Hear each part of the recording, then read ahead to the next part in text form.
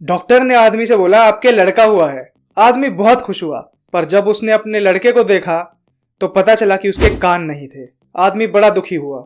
Doctor ने बोला कि ये कभी सुन नहीं सकता। आदमी ये बात मानने को तैयार ही नहीं था कि उसके साथ ऐसा कुछ हो सकता है। जब बच्चा बड़ा हो रहा था तब उन्होंने नोटिस करा कि बच्चा थोड़ी थोड़ी आवाजें सुन सकता है, क्योंकि वो कुछ गानों पर रिएक्ट कर रहा था। तब उन्हें पता चला बोन कंडक्शन के बारे में। हम दो तरीकों से सुनते हैं, एक तो कान से और दूसरा बोन कंडक्शन से। तभी हमारी वॉइस हमें अलग तरीके से सुनाई देती है और सामने वालों को अलग तरीके से सुनाई देती है, क्योंकि वो कानों से सुन रहे होते हैं और हम कानों और बोन कंडक्शन दोनों से। जब आदमी को पता चला कि उसका बेटा सुन सकता है तो उसके अंदर एक उम्मीद जाग गई। उसने सोचा मैं अपने बच्चे को नॉर्मल बच्चों की तरह सुनना सिखाऊंगा, मेरा बच्चा नॉर्मल बच्चों की तरह सुनेगा। उसने बच्चे को रात में कहानियां सुनानी शुरू करी, जिसमें उसे वो बताता था कि किस तरह से वो नॉर्मल बच्चों की तरह सुन सकता है और किस तरह से अभी वो जो नहीं सुन पा रहा वो उसके लिए अच्छा है, क्योंकि इसकी वजह से उसकी टीचर उस पर ज्यादा अटेंशन देती है, लोग उसके साथ अच्छे से बिहेव करते हैं। ये कोई उसकी कमजोरी नहीं है, ये उसकी ताकत है। बच्चे के अंदर भी सुनने की चाहत जाग चुकी थी। बच्चा भी इसे अपनी कमजोरी नहीं समझता था। जब बच्चा बड़ा हुआ तब तक काफी सारे हियरिंग डिवाइस वो यूज कर चुका था। तब उसके पास एक हियरिंग डिवाइस आया जो उसके पापा ने बोला तुम इसे यूज करके देखो। तो बच्चे को लगता था ये भी बाकी हियरिंग डिवाइस की तरह काम नहीं करेगा, पर उसे लगाने के बाद उसे एकदम साफ सुनाई देने लगा। वो खुशी से पागल हो गया। उसे मम्मी पापा की आवाज एकदम साफ सुनाई दे रही थी। वो दुनिया को नॉर्मल बच्चों की तरह एकदम साफ तरीके से सुन सकता था। वो उस इंसान के पास गया जिसने वो हियरिंग डिवाइस बनाया था और उसको ये सारी बातें बताई। ये सुन के वहां के चीफ इंजीनियर ने उसे वहीं पे एक पोजीशन दे दी। उसने जगह जगह जाके ऐसे ही इम्पेयर्ड बच्चों को मोटिवेशन देना शुरू करा कि कैसे उसकी जिंदगी बदल गई सिर्फ इस विश्वास के कारण कि वो सुन सकता है, जो उसके पापा ने उसके अंदर भरा था।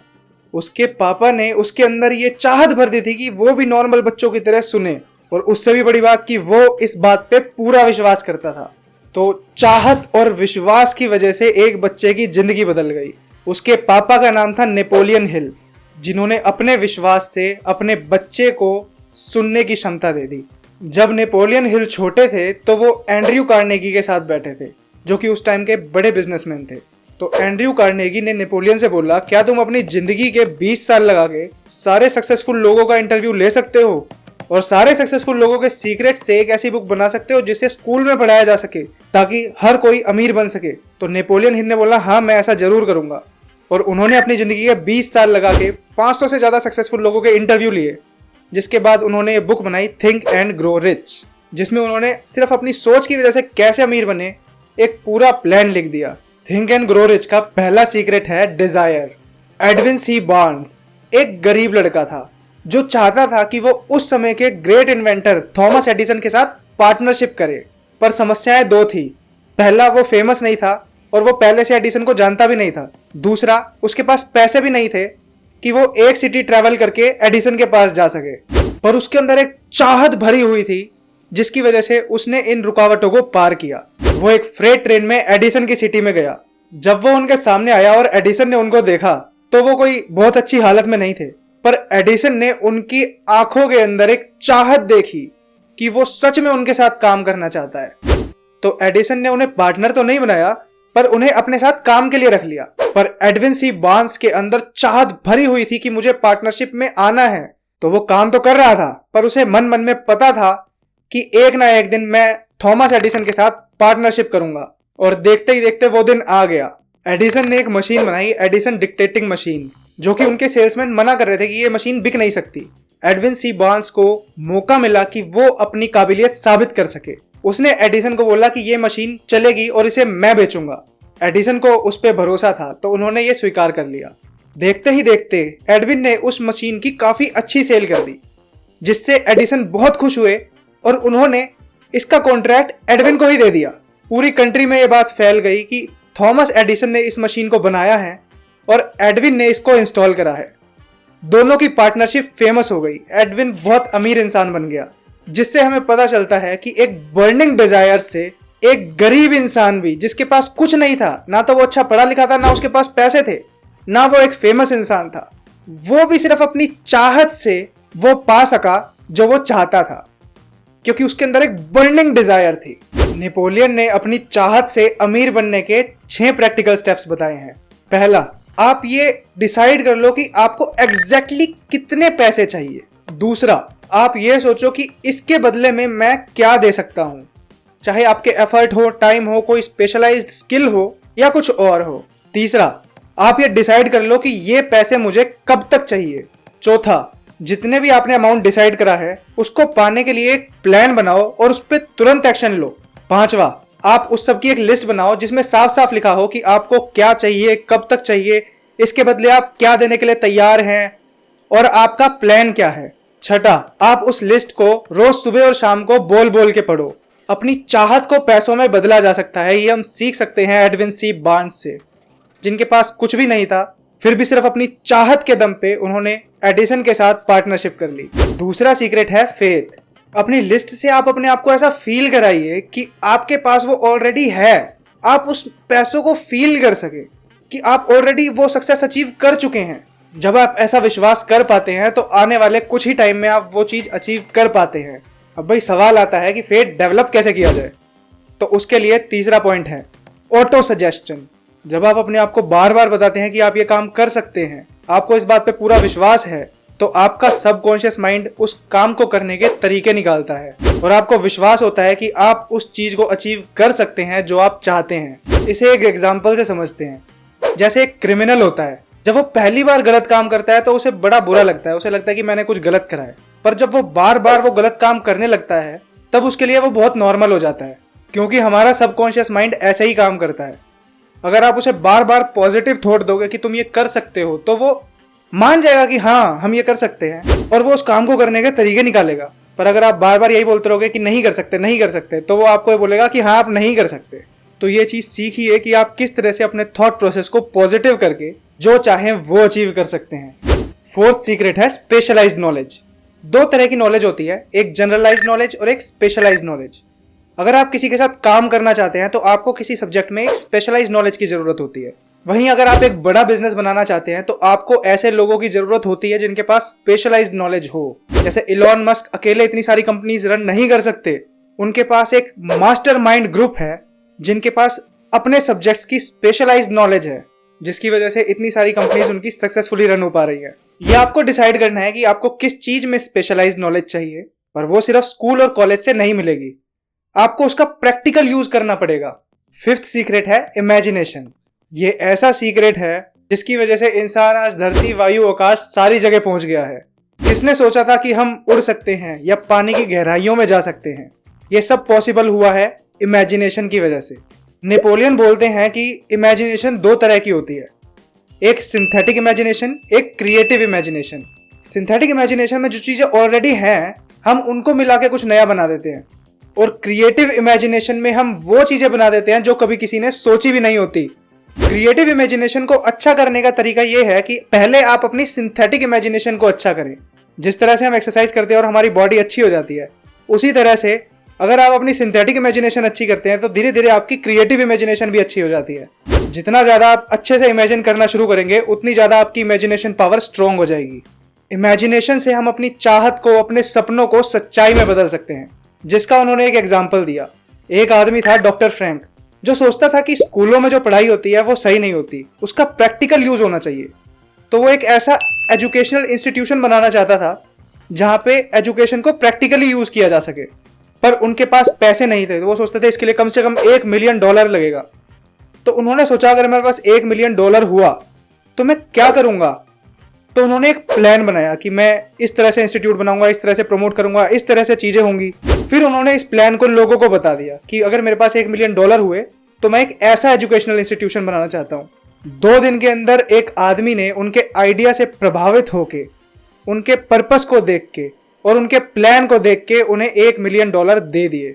इससे पता चलता है सिर्फ इमेजिनेशन से सपनों को सच्चाई में बदला जा सकता है।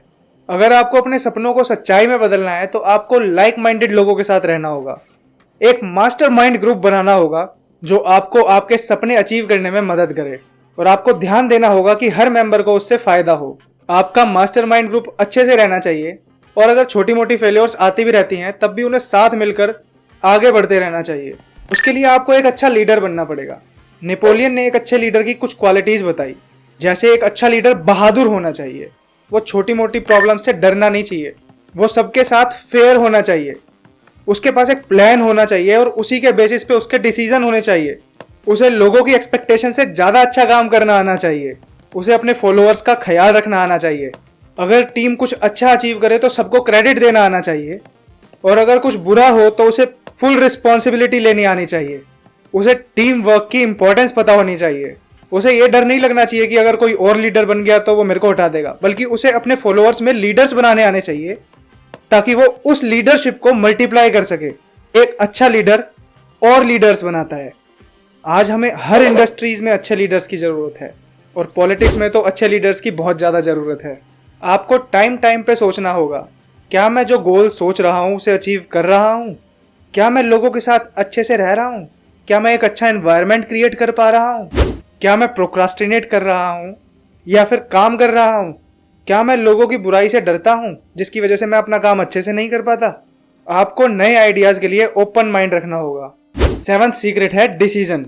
बहुत सारे लोग अमीर बनना चाहते हैं पर वो सही समय पे डिसीजन नहीं ले पाते, प्रोक्रास्टिनेट करते रहते हैं या उनका माइंड चेंज होता रहता है। अगर आपको सक्सेसफुल होना है तो इस बात का ध्यान रखें, जो भी आपके दिमाग में है वो कभी भी किसी ऐसे इंसान को ना बताएं जो आपसे बोले कि ये काम तू नहीं कर सकता। आपको लाइक माइंडेड लोगों के साथ रहना है जो आपको पॉजिटिव अफर्मेशन दे कि ये काम तू कर सकता है, क्योंकि वो चीज आपका सबकॉन्शियस माइंड पकड़ता है और वो प्लान्स डेवलप करता है। और आपको अपने ऊपर भरोसा होना चाहिए कि ये काम मैं कर सकता हूं। जैसे जब अब्राहम लिंकन ने डिसीजन लिया था कि स्लेवरी सिस्टम को खत्म कर दिया जाए, तो बहुत सारे लोग थे जो उनसे नाराज थे, जिसको ये डिसीजन बिल्कुल पसंद नहीं था। पर अब्राहम लिंकन को पता था कि उनका डिसीजन सही है, तो उन्होंने सबके खिलाफ जाके ये डिसीजन लिया, जिसकी वजह से आज एक वो बहुत बड़े लीडर के नाम से जाने जाते हैं। दुर्भाग्य से स्कूल सिस्टम हमें डिसीजन लेना नहीं सिखाता, तभी बहुत सारे लोग स्कूल के बाद ऐसी जॉब्स करते हैं जो वो नहीं चाहते।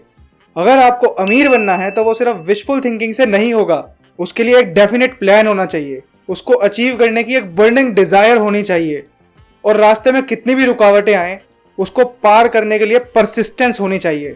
8th सीक्रेट है परसिस्टेंस। रास्ते में बहुत सारी रुकावटें आएंगी, बहुत सारी मुश्किलें आएंगी, पर हमें अपने गोल के लिए टिके रहना है। परसिस्टेंस के लिए हमारे अंदर ये चीजें होनी चाहिए। हमें क्लियरली पता होना चाहिए कि हमें एग्जैक्टली क्या चाहिए। हमारा पर्पस एकदम क्लियर होना चाहिए। उस पर्पस के लिए हमारे अंदर एक बर्निंग डिजायर होनी चाहिए। हमें अपने ऊपर पूरा भरोसा होना चाहिए कि हम ये अचीव कर सकते हैं।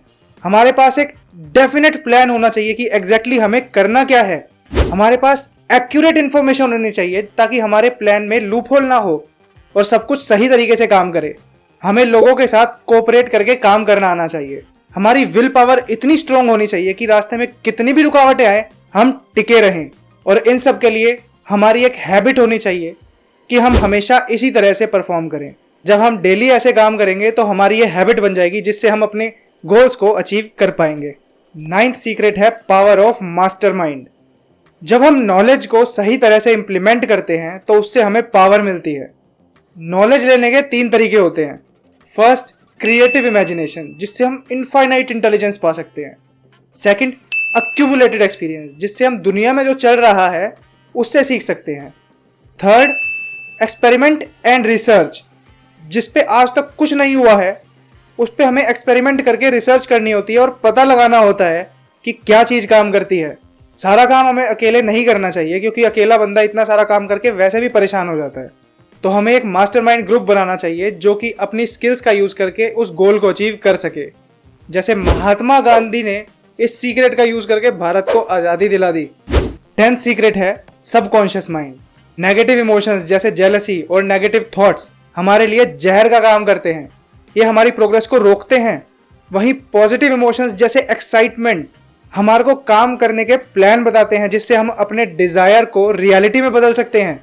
तो जो भी हम सोचते हैं, चाहे वो पॉजिटिव थॉट्स हो या नेगेटिव थॉट्स, वो हमारे सबकॉन्शियस माइंड में जाते हैं, और अगर वो पॉजिटिव थॉट है तो सबकॉन्शियस माइंड एक प्लान बनाता है जिससे हम उसको अचीव कर सकें। वहीं अगर नेगेटिव थॉट्स हैं तो वो उसे रोक देता है।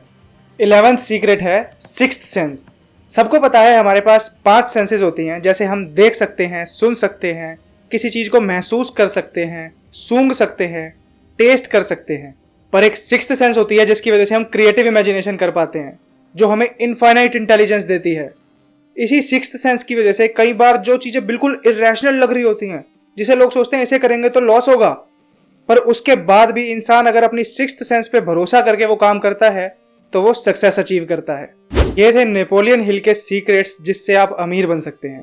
उसके बाद नेपोलियन हिल ने बताया कि हमें कुछ चीज़ों से डर लगता है जिसकी वजह से हम सही डिसीजन नहीं ले पाते, जैसे fear of poverty, criticism, ill health, loss of love, old age and death. अमीर बनने का मतलब ये नहीं है कि आपके पास बहुत सारा पैसा है। अमीर बनने का मतलब ये है कि आप मेंटली और इमोशनली भी स्टेबल हैं, आप एक खुश जिंदगी जी रहे हैं, तभी आप वास्तविकता में अमीर हैं। तो अगर आप अमीर बनना चाहते हैं तो इन सीक्रेट्स को इम्प्लीमेंट कीजिए और जल्द से जल्द अपने गोल अचीव कीजिए। ड्रैगन्स परसेप्शन में हम लोगों को उनका मैक्सिमम पोटेंशियल अचीव करवाना चाहते हैं। अगर आपको लगता है कि हम एक अच्छा काम कर रहे हैं तो आप हमारे साथ जुड़ सकते हैं। आप और हम मिलके इस दुनिया को एक बेहतर दुनिया बना सकते हैं।